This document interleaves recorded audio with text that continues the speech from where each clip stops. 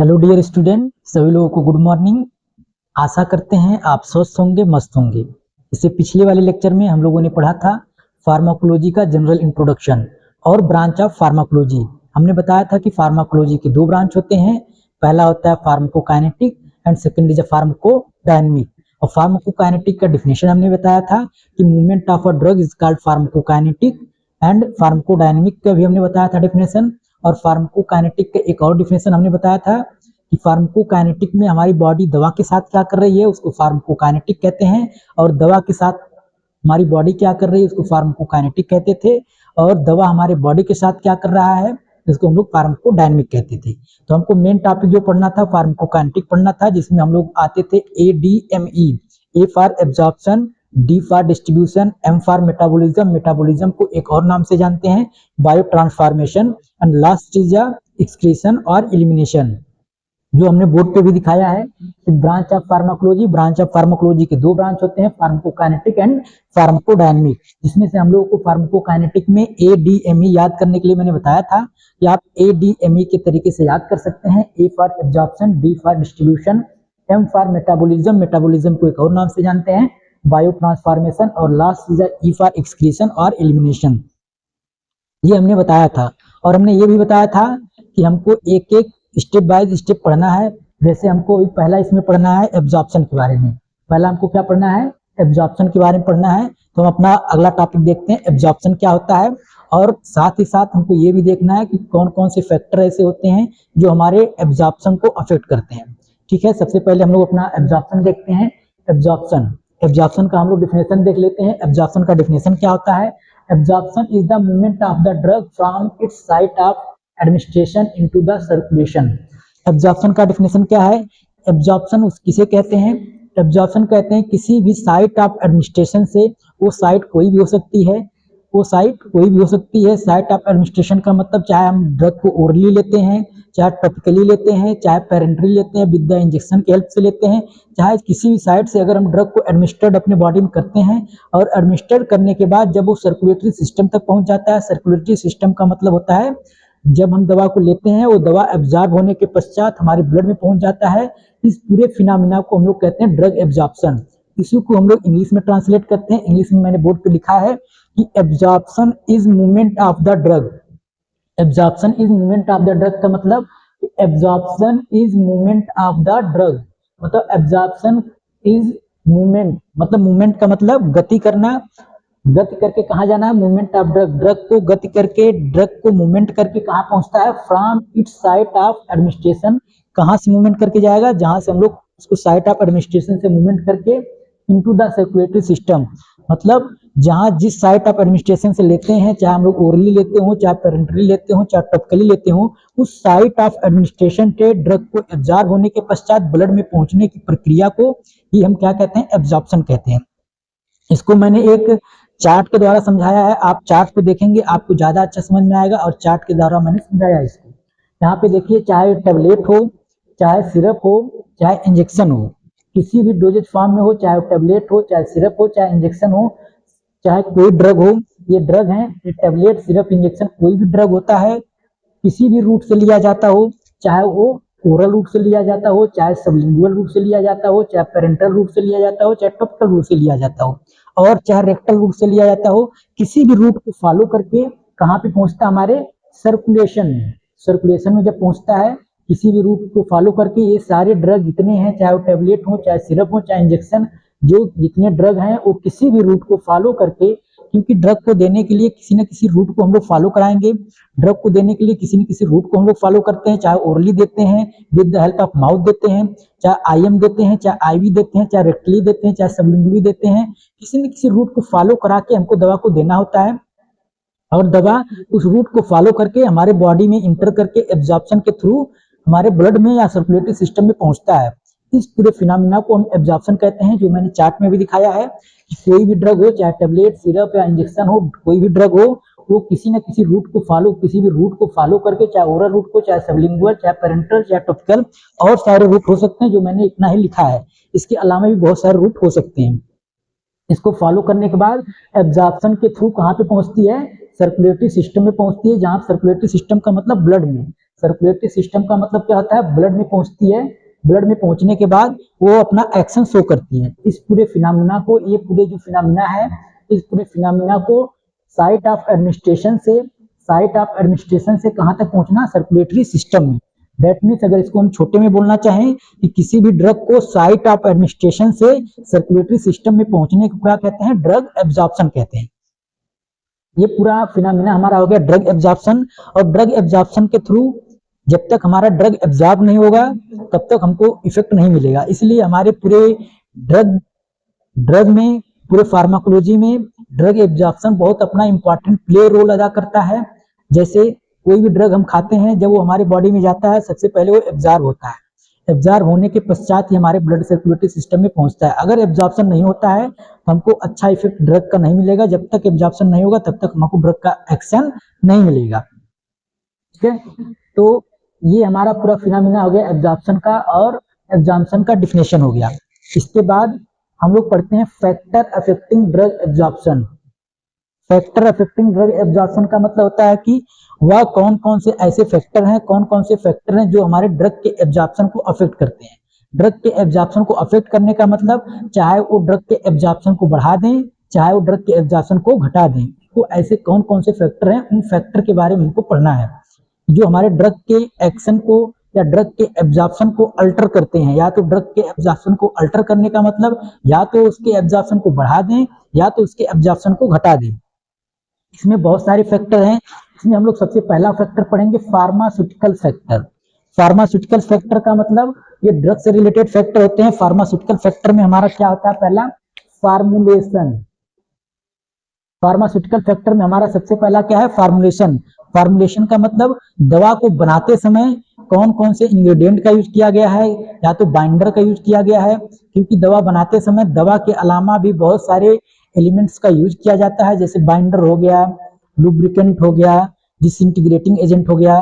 बहुत सारे ऐसे एजेंट को यूज करते हैं जो कहीं ना कहीं हमारे ड्रग के एब्जॉर्प्शन को अफेक्ट करते हैं।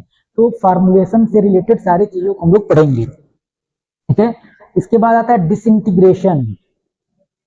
डिसइंटीग्रेशन किसी भी ड्रग को एब्जॉर्ब होने से पहले, जब कोई ड्रग हम लोग खाते हैं, चाहे वो ड्रग हो जाए, चाहे फूड हो जाए, चाहे कोई भी चीज हम लोग विद द हेल्प ऑफ जब माउथ से खाते हैं, जब हमारे वो स्टमक में जाता है तो सबसे पहले क्या होता है, डिसइंटीग्रेशन होता है। डिसइंटीग्रेशन का मतलब क्या होता है, किसी भी लार्ज पार्टिकल को छोटे छोटे पार्टिकल में कन्वर्ट करना ही क्या कहलाता है, डिसइंटीग्रेशन। किसी लार्ज पार्टिकल को टूटकर छोटे छोटे पार्टिकल में कन्वर्ट होने को ही क्या कहते हैं, डिसइंटीग्रेशन। जब कोई टेबलेट हम लोग खाते हैं तो हमारे स्टमक में जाने के बाद सबसे पहले वो डिसइंटीग्रेट होता है, लार्ज पार्टिकल से टूटकर छोटे छोटे पार्टिकल में कन्वर्ट होता है। डिसइंटीग्रेशन होने के पश्चात हमारा क्या होता है, डिसोल्यूशन।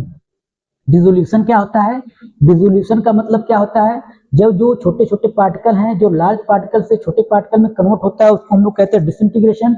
डिसइंटीग्रेशन के पश्चात उस डिसइंटीग्रेटिंग जो छोटे छोटे पार्टिकल हैं वो डिसअपीयर हो जाते हैं। जो हमारे स्टमक में लिक्विड होता है उसमें क्या होते हैं, वो पूरा पूर्ण रूप से घुल जाता है। पूर्ण रूप से घुलने का मतलब जो पार्टिकल हमारा डिसअपीयर हो जाना। जैसे हम लोग चीनी को पानी में जब घोलते हैं, कुछ टाइम तक घोलते रहते हैं तो चीनी के जो पार्टिकल होते हैं वो धीरे धीरे छोटे होते चले जाते हैं।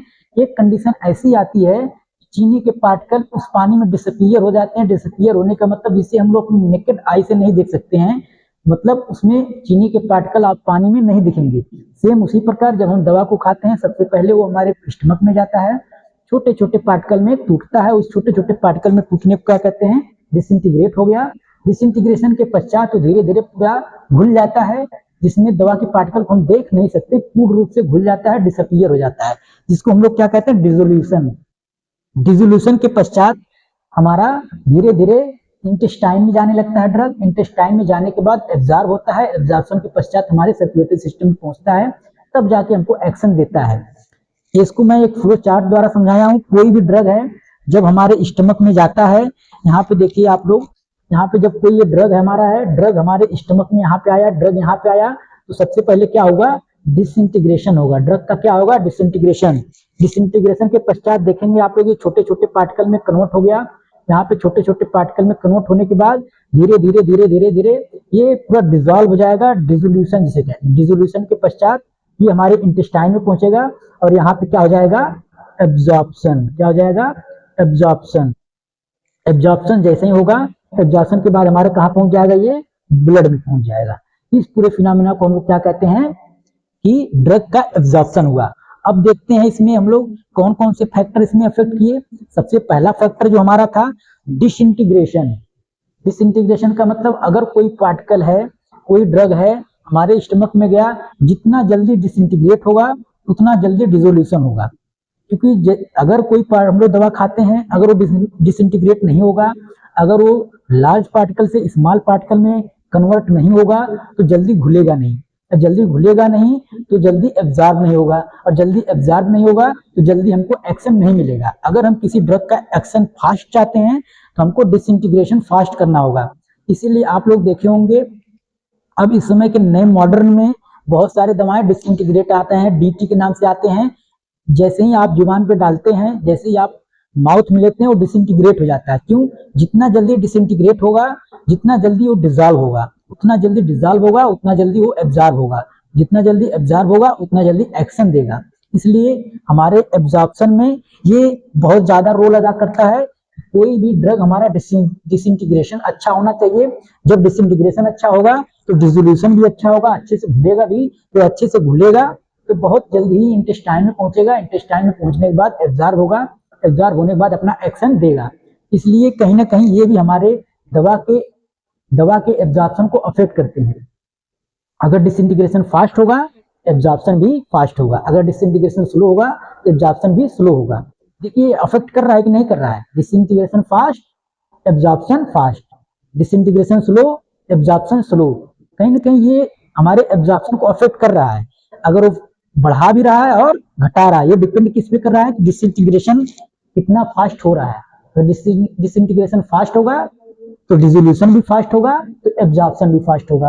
अगर डिसइंटीग्रेशन स्लो होगा, मतलब धीरे धीरे टूटेगा छोटे छोटे पार्टिकल में, तो धीरे धीरे एब्जॉर्ब भी होगा। तो कहीं ना कहीं ये हमारे फैक्टर हैं, ऐसे अफेक्ट करते हैं। अगला हमारा फैक्टर है पार्टिकल साइज। पार्टिकल साइज क्या होता है? पार्टिकल साइज का मतलब होता है कि जितना लार्ज पार्टिकल साइज होगा उतना स्लो एब्जॉर्प्शन होगा। लार्ज पार्टिकल साइज, अगर कोई बड़ा बड़ा पार्टिकल साइज है, पार्टिकल साइज अगर बड़े हैं, किसी भी दवा के पार्टिकल साइज अगर बड़े होते हैं तो बहुत स्लो थोड़ा डिसइंटीग्रेट होता है। स्लो डिसइंटीग्रेट होने के वजह से स्लो डिजॉल्व भी होगा। स्लो डिजॉल्व होने की वजह से हमारा एब्जॉर्प्शन भी स्लो होगा। ठीक है, ये पार्टिकल साइज पे भी डिपेंड करता है। लास्ट हमारा है type of doses form. Type of doses form पे भी डिपेंड करता है कि हमारा एब्जॉर्प्शन फास्ट होगा तो स्लो होगा। ये फैक्टर्स है। टाइप ऑफ डोजेज फॉर्म का मतलब वो हमारा जो डोजेज फॉर्म ले रहे हैं वो टेबलेट है। अगर हम लोग टेबलेट ले रहे हैं तो टेबलेट हमारे स्टमक में जाने के बाद सबसे पहले क्या होगा? डिसइंटीग्रेशन होगा। डिसइंटीग्रेशन के बाद डिसोल्यूशन होगा। डिसोल्यूशन के बाद एब्जॉर्प्शन होगा, तब जाके हमारे सर्कुलेटरी सिस्टम में पहुंचेगा। ठीक है, लेकिन अगर हम लोग सिरप लेते हैं तो सिरप ऑलरेडी टूटा हुआ होता है, उसमें डिसइंटीग्रेशन की जरूरत नहीं पड़ती है। ऑलरेडी वो डायरेक्ट हमारे इंटेस्टाइन में पहुंचने लगता है और एब्जॉर्प्शन होने लगता है।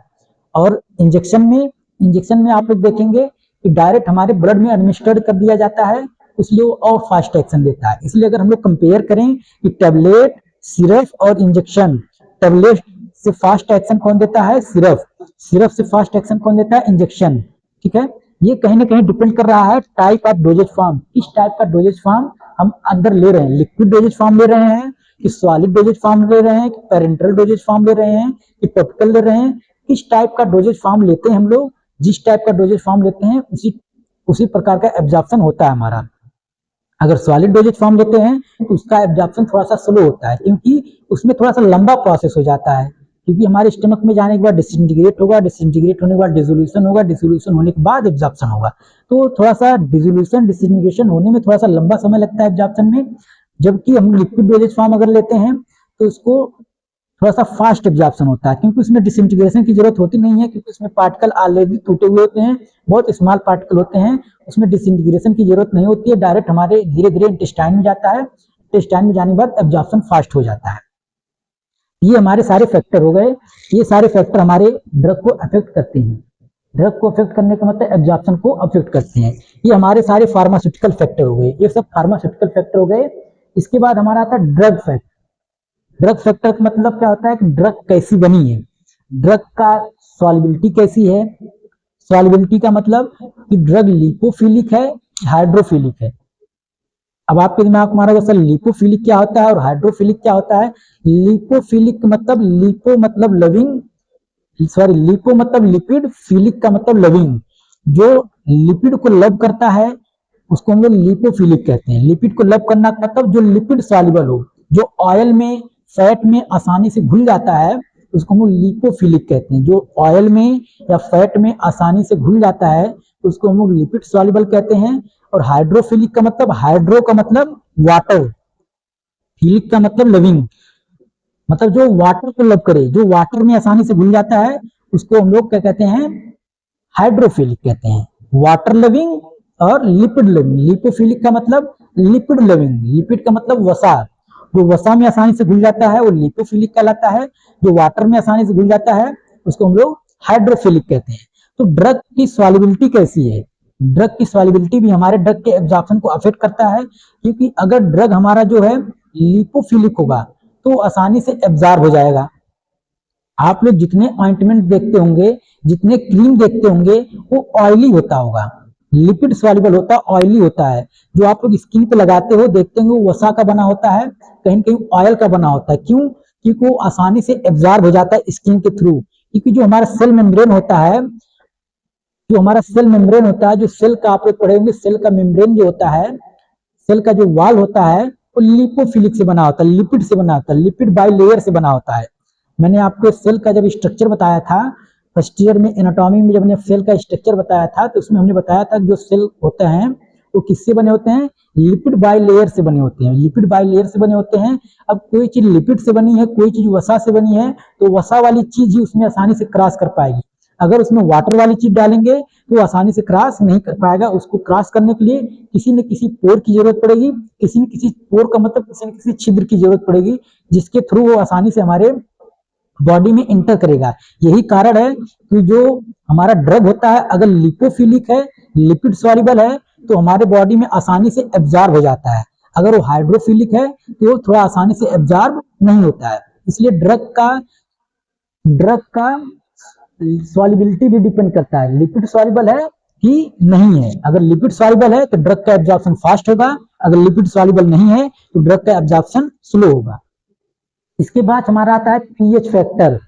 पीएच फैक्टर क्या होता है, पीएच फैक्टर भी हमारे ड्रग का बहुत अफेक्ट करता है। पीएच मान का मतलब होता है, पीएच फैक्टर का मतलब होता है कि अगर कोई ड्रग एसिडिक है तो हमारे स्टमक में बहुत अच्छे से एब्जॉर्ब होता है। जैसे एस्प्रिन हो गया, एस्प्रिन हमारा एसिडिक होता है, जो हमारे स्टमक में अच्छे से डिसइंटीग्रेट हो जाता है, आसानी से टूट जाता है।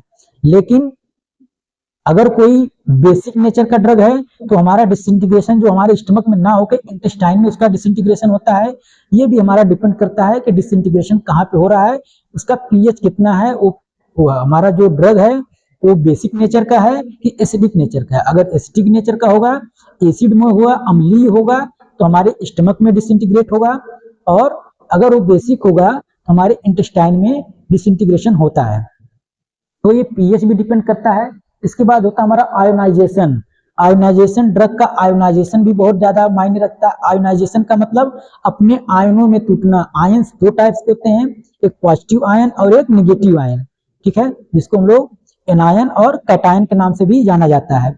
तो आयोनाइजेशन, ड्रग का आयोनाइजेशन भी बहुत डिपेंड करता है एब्जॉर्प्शन को। अगर आयनाइज्ड ड्रग है तो उसका एब्जॉर्प्शन स्लो होता है, अगर अनआयनाइज्ड ड्रग है उसका एब्जॉर्प्शन फास्ट होता है।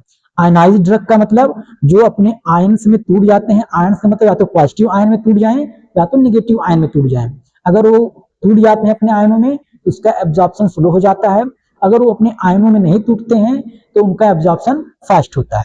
ये कहीं ना कहीं ये फैक्टर भी हमारे ड्रग के एब्जॉर्प्शन को अफेक्ट करते हैं, या तो बढ़ाते हैं या तो घटाते हैं। अब लास्ट वाला जो हमारा आता है बायोलॉजिकल फैक्टर। बायोलॉजिकल फैक्टर में क्या होता है, बायोलॉजिकल फैक्टर में हमारा सरफेस एरिया, बायोलॉजिकल फैक्टर में हमारा सरफेस एरिया जितना बड़ा होगा एब्जॉर्प्शन उतना फास्ट होगा। देख रहे हैं ना कि सरफेस एरिया कैसे हमारे एब्जॉर्प्शन को अफेक्ट कर रहा है। अगर सरफेस एरिया बड़ा एब्जॉर्प्शन फास्ट, अगर सरफेस एरिया छोटा एब्जॉर्प्शन स्लो। जैसे मान लीजिए कोई ऑइंटमेंट है या क्रीम है, उसको हम अपने स्किन पे ऐसे गिरा देते हैं, एक जगह पे गिरा देते हैं तो बहुत स्लो एब्जॉर्प्शन होगा। लेकिन अगर हाथ से हम लोग पूरा उसको सरफेस एरिया को बढ़ा देते हैं, फैला देते हैं, तो एब्जॉर्प्शन फास्ट होता है, क्योंकि उसकी सरफेस एरिया बढ़ गई, वहां के पूरे स्किन के द्वारा एब्जॉर्प्शन होगा। इसलिए हमारा बायोलॉजिकल फैक्टर में ये सरफेस एरिया भी बहुत ज्यादा प्ले रोल अदा करता है किसी भी चीज को एब्जॉर्प्शन को बढ़ाने में या तो घटाने में। ठीक है, फिर से सुन लीजिए, सरफेस एरिया अगर ज्यादा होगा, अगर क्रीम आप ज्यादा दूर तक ऐसे फैला के लगाएंगे, पूरा उतने एरिया से एब्जॉर्ब होगा, तो इसलिए एब्जॉर्प्शन फास्ट होगा। अगर सरफेस एरिया छोटा है, अगर क्रीम को यहीं पे कैसे केवल गिरा दिए, यहीं छोटे से सरफेस एरिया में लगा दिए, तो केवल उतने ही एरिया से एब्जॉर्प्शन होगा। इसलिए सरफेस एरिया भी हमारे ड्रग के एब्जॉर्प्शन को अल्टर करता है। अल्टर करने का मतलब या तो बढ़ाता है या तो घटाता है। तो अगला हमारा है सरफेस एरिया के बाद हमारा है gastric emptying time. Gastric implanting time is also play a very important role in absorption of drug. Gastric implanting time का मतलब कि जो हमारे gastric implanting time, gastric का मतलब हमारा स्टमक, implanting का मतलब खाली होना, मतलब कि हमारे स्टमक में जो ड्रग है, जो सब्सटेंस है, कितना जल्दी जल्दी खाली होकर इंटेस्टाइन में पहुंच रहा है। क्योंकि आप लोग जानते हैं कि जितना भी ड्रग का एब्जॉर्प्शन होता है वो हमारे स्मॉल इंटेस्टाइन में 90 से 95% होता है, और 5-10% जो होता है हमारे लार्ज इंटेस्टाइन में होता है। तो कहीं ना कहीं एब्जॉर्प्शन होने के लिए हमारे ड्रग को इंटेस्टाइन में पहुंचना ही बहुत ही इंपॉर्टेंट हो जाता है, बहुत इंपॉर्टेंट। गैस्ट्रिक इम्पटिंग टाइम का मतलब अगर हम कोई भी ड्रग खाते हैं, अगर स्टमक से जितना जल्दी इम्पटी होकर कहाँ पे पहुंच जाएगा, इंटेस्टाइन में। देखिए यहाँ पे वर्ड से आपको दिख रहा है, गैस्ट्रिक का मतलब स्टमक, इम्पटी का मतलब खाली होना, इम्पटी का मतलब खाली होना, टाइम मतलब हमारा स्टमक कितना टाइम ले रहा है स्टमक को खाली करने में। स्टमक को खाली करने का मतलब स्टमक जब खाली होगा हमारा तो कहाँ पहुंचेगा ड्रग, इंटेस्टाइन में पहुंचेगा। अगर गैस्ट्रिक इम्पटिंग टाइम फास्ट है, बहुत जल्दी जल्दी इम्पटी हो रहा है, तो बहुत जल्दी जल्दी इंटेस्टाइन में पहुंचेगा, और जितना जल्दी इंटेस्टाइन में पहुंचेगा उतना जल्दी एब्जॉर्ब होगा। इसलिए हमारा गैस्ट्रिक इम्पटिंग टाइम भी ड्रग के एब्जॉर्प्शन को बढ़ाता भी है और घटाता भी है। अगर गैस्ट्रिक इम्पटिंग टाइम बहुत जल्दी, बहुत शॉर्ट है, शॉर्ट का मतलब बहुत जल्दी जल्दी गैस्ट्रिक इम्पटी हो रहा है, हमारा स्टमक बहुत जल्दी इम्पटी होकर इंटेस्टाइन में पहुंच रहा है, तो एब्जॉर्प्शन बहुत फास्ट होगा। अगर इम्पटिंग टाइम लॉन्ग टाइम तक है तो एब्जॉर्प्शन स्लो होगा। ठीक है, इसके बाद हमारा है presence of food. Presence of food आप लोग जानते होंगे, बहुत सारी ऐसी दवाएं हैं, बहुत सारे ऐसे दवाएं हैं जो फूड के प्रेजेंस होने में, जब कोई हम लोग आप लोग जानते हैं खाना खाने के बाद दवाएं खाई जाती हैं, लेकिन बहुत सारी दवाएं ऐसी हैं कि जो खाना खाने के बाद खाने पर उसका एब्जॉर्प्शन स्लो हो जाता है। क्योंकि जब हम लोग खाना खा लेते हैं तो हमारा स्टमक पूरा भर जाता है, भर जाने की वजह से जब हम तुरंत दवा खाते हैं उसको डिसइंटीग्रेट होने में थोड़ा सा टाइम लगता है, उसको थोड़ा स्पेस कम मिलने की वजह से, पेट में जगह कम मिलने की वजह से डिसइंटीग्रेशन में थोड़ा सा टाइम लगता है। जब डिसइंटीग्रेशन में टाइम लगेगा तो डिसोल्यूशन भी नहीं होगा, जब तक डिसोल्यूशन नहीं होगा तब तक हमारे इंटेस्टाइन में नहीं पहुंचेगा। जब इंटेस्टाइन में नहीं पहुंचेगा तो एब्जॉर्प्शन स्लो होगा। जितना जल्दी इंटेस्टाइन में पहुंचेगा, जितना जल्दी डिसइंटीग्रेट होगा, जितना जल्दी डिसोल्यूशन होगा, उतना ही फास्ट हमको एक्शन मिलेगा। तो यहाँ पे आप लोग देख सकते हैं प्रेजेंस ऑफ फूड। अगर हमारे पेट में, हमारे स्टमक में फूड प्रेजेंस है, उस समय भी ड्रग के एब्जॉर्प्शन को अफेक्ट करता है। इसीलिए डॉक्टर सजेशन करते हैं, बहुत सी दवाइयां खाली पेट खाने को सजेस्ट करते हैं, बहुत सी दवाइयां खाना खाने के बाद सजेस्ट करते हैं। इसलिए खाना खाने के तुरंत बाद दवाइयां ना खाएं, कुछ टाइम रुक के दवा खाएं, ताकि उसको डिसइंटीग्रेट होने का पूरा जगह, पूरा स्पेस मिले, अच्छे से हमारी दवा डिसइंटीग्रेट हो, अच्छे से डिसइंटीग्रेट होने के बाद अच्छा एक्शन अपना दे। क्योंकि अच्छा एक्शन देने के लिए अच्छा एब्जॉर्प्शन भी होना जरूरी है, क्योंकि एब्जॉर्प्शन के थ्रू ही हमारा ड्रग कहाँ पहुंचेगा, ब्लड में। जब तक ब्लड में नहीं पहुंचेगा तब तक साइट ऑफ एक्शन तक हमारा दवा नहीं पहुंचेगा। ठीक है, तो इसके बाद हमारा आता है डिजीज। डिजीज क्या होता है, डिजीज में क्या होता है कि जब हम लोग आप लोगों को बताए थे कि हमारा फार्माकोकाइनेटिक में ADME लगभग 4 ऑर्गन इन्वॉल्व होते हैं। ए फॉर एब्जॉर्प्शन, एब्जॉर्प्शन में जो ऑर्गन इन्वॉल्व होता है वो हमारा इंटेस्टाइन इन्वॉल्व होता है। डी फॉर डिस्ट्रीब्यूशन, डिस्ट्रीब्यूशन में जो हमारा ऑर्गन इन्वॉल्व होता है, ब्लड होता है, या तो किडनी आप कह सकते हैं, किडनी में हमारा ब्लड पहुंचता है, किडनी भी इन्वॉल्व होता है उसमें। एम फॉर मेटाबॉलिज्म, मेटाबॉलिज्म में जो ऑर्गन इन्वॉल्व होता है वो लीवर इन्वॉल्व होता है। ई फॉर एक्सक्रीशन, एक्सक्रीशन में जो ऑर्गन इन्वॉल्व होता है वो किडनी होता है। और सॉरी, डिस्ट्रीब्यूशन में जो इन्वॉल्व होता है वो हमारा हार्ट होता है।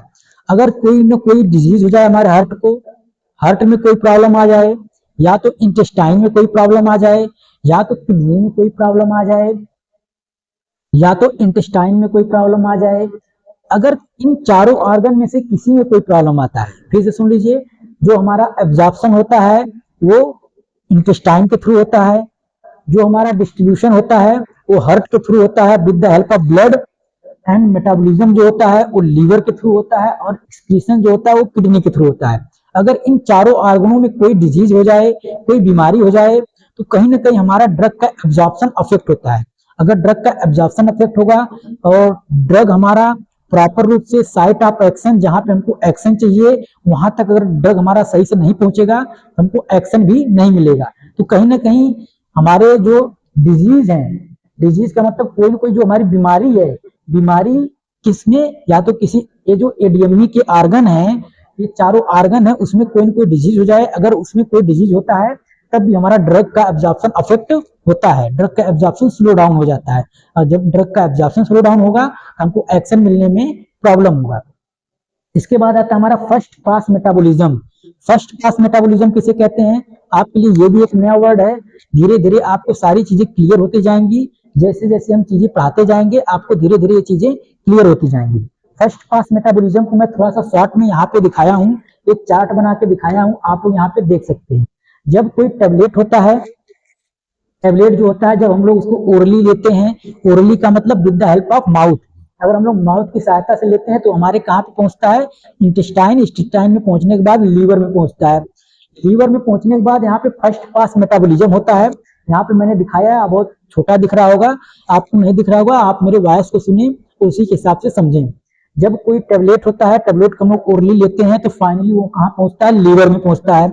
लीवर में पहुंचने के बाद लीवर में ही क्या होता है, मेटाबॉलिज्म कहाँ पे होता है, लीवर में होता है। तो वहां पे फर्स्ट पास मेटाबॉलिज्म होता है, मेटाबॉलिज्म होने के पश्चात हमारा कहाँ पहुंचता है, ब्लड में पहुंचता है।